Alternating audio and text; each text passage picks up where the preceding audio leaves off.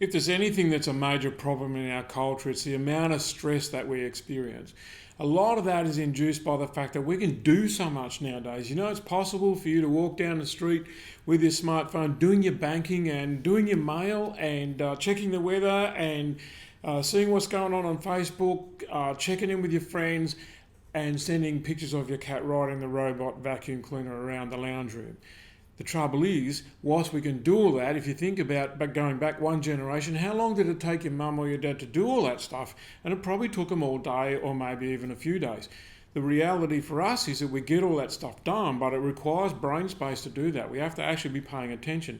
And I'm sure you know what it's like. You're walking down the street, someone who's walking straight to you, they're going to barrel straight into you, and they haven't even seen you because they're so engrossed in what's on the screen at the moment. That constant focus, that constant attention, that constant awareness of something that's external to ourselves because we're getting these things done actually creates more stress. The funny thing about this is, isn't it great that you can walk down the street paying your bills? But who said paying your bills was ever going to be a thing that you would look forward to doing? So you can get through a regular day and have achieved heaps more than your parents could ever possibly have dreamed of doing. But a lot of it's going to be mundane, a lot of it's going to be ordinary, a lot of it's not going to be fulfilling. And in fact, it needs to be fitted in because you've got to pay the bill by the time that it's due, all that sort of stuff. So there's a lot of background stress going on for us. The reality of stress is that it's a reaction to us seeing something and interpreting it as bad or as wrong or as dangerous or as difficult. So quite often stress arises because what we're doing is just we don't have enough time to do it, or we have to do it better than we feel like we're capable of doing, or that it just is difficult. If you've ever had a 14-year-old giving you a dressing down for the way that you look or you talk, ever had an argument with your spouse while you're trying to get everything else in the world done, then you'll know that stress hits, and it hits hard, it hits quickly, and it stays for a long time. The good part about stress is what it does, it brings your system up to peak. In other words, all of that adrenaline in your system means that your brain fires more quickly. We're highly alert and very aware. That comes from back in the fight or flight syndrome days when we needed to either run or fight because a monster came up. So our body gets flooded with energy. The trouble is the fight or flight syndrome was designed to activate us for about 15 minutes because 15 minutes, the fight's over. Either the monster wins or you do, and then the fight is over. So we're good, our bodies are good for about 15 minutes of high level activity. And therefore we say some stress is good. The reality is there's a bad bit to it, and that is that really most stress in our life stays with us for much longer than 15 minutes. Typically you can walk into work at 10 o'clock or 9 o'clock or 8 o'clock or whenever it is that you've got to get there, see a note on your desk from your boss saying, I need to see you at 2 p.m. And if you're thinking maybe they're going to sack me or dress me down or give me or whatever, then the stress is in your system from 8 or 9 or 10 o'clock until that 2 p.m. meeting. And so that the adrenaline in our system starts to become corrosive. And the problem with that is it degrades the system. So the system on high alert starts to lose its effectiveness because it can't stay on high alert for so long. So we experience the stress without the high level result. The problem with that is we end up drained of energy, and the consequences of being drained of energy but putting in masses of it is that we feel like we're running in mud. That is just a never-ending series of demands. And, I was talking with a client the other day who's a mother and got a full-time business that she runs. The business makes plenty of money, but she's got a bunch of people who work for her. She says they're like her other children. She's got her own biological children, and she said it just never gives up. She said, I finish from work, I go home. It just doesn't give up because there's the next thing to do, the next thing to do, the next thing to do. Where is the me time? So she ends up worn out and frazzled and feels like no one cares and that everybody's taking her for granted, that she's performing at an extremely high level, but she's not actually getting the results that she wants. Does she make lots of money? Yes. Is she a great mother? Yes, but she doesn't feel it. And the consequence of not feeling is that really the benefit's not there.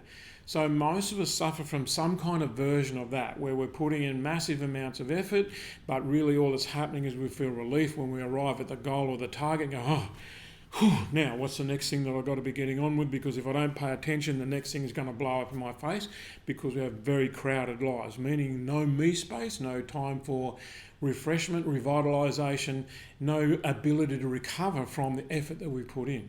So what do? Well, I've got 5 things. Like every list that I give on these kind of things, not everything's going to work for you, but I guarantee you that something does. And so you just got to give these things a go and find out which one works for you. Number 1, what we have to do, and once again, this is not necessarily the one that's going to work for you, but first on my list, is getting ourselves out of the future.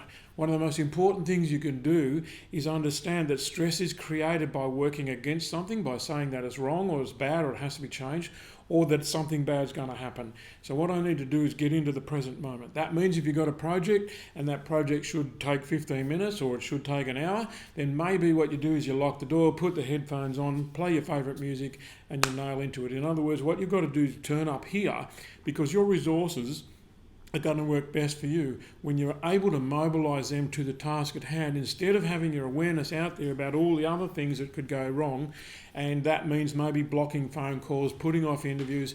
In my case, what we do is when I've got to do something creative, like exactly what I'm doing right now, which is come up with something worthwhile, then we do that in the mornings. We don't try and do this kind of work in the afternoon. This is what we call creative.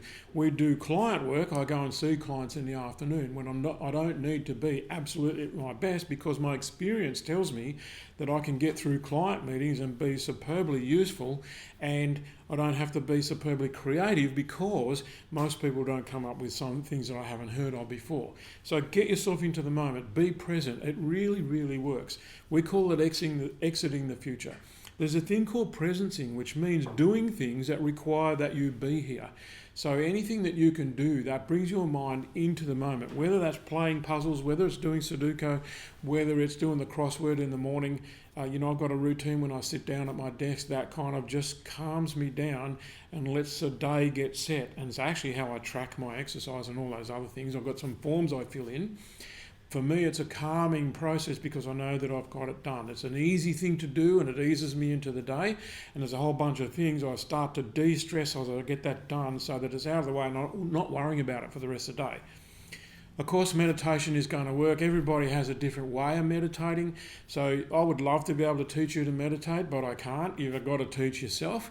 I can provide you with recordings if you like. And so, we've got all sorts of meditations with my voice and music in the background for all different kind of purposes. You might want to try them. And if you do, just reach out. But meditation takes many forms. Maybe what's meditative for you is walking on the beach, or perhaps sitting in the forest. Maybe meditation for you is going to your church and praying. Perhaps playing with a child, just being present with a 2.5 or a 3.5-year-old. So meditative exercises, anything that you can turn into a meditative process, is critically important for you to do. The other thing I'm going to say to try and put on your list is being still. Now you might say that sounds like meditation, but in actual fact, finding stillness, and perhaps what goes with that is solitude. And that's why sitting in a forest or on a beach or those kind of things work. Being in nature really is enhanced, but really we're talking about having nothing going on. Allowing your mind to just wind down, because there's a long period where you're not going anywhere, you're not doing anything, you're not thinking about anything, you're just being with it. And the thing about being in the forest, people talk to us about the value of going camping and how much they love it. And I say, well, what's great about camping? And they say, well, because it's so simplified. There isn't the TV, we just sit and watch the fire. When you think about it, most of us can stare into a fire for hours.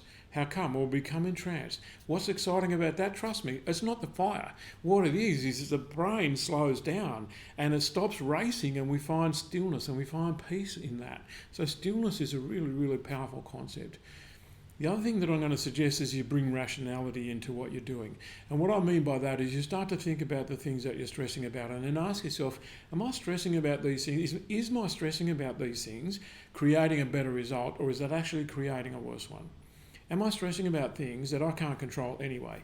If the government's going to change the rules, if the business that I work in changes direction, if my kids decide that they want to go to a different place on a holiday, am I really stressing about that before it happens unnecessarily?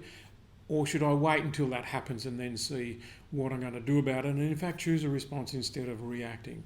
So those 5 things, let me run through them for you again quickly. They will dramatically decrease the amount of stress that you feel working in your life. Exiting the future, in other words, get out of that future awfulizing kind of a thing that we do. Bring yourself into the present moment. Meditate in whatever way works for you. Find stillness. And use your rational brain to distinguish between that which you can affect and that which you can't. Give those things a go and let me know how it works.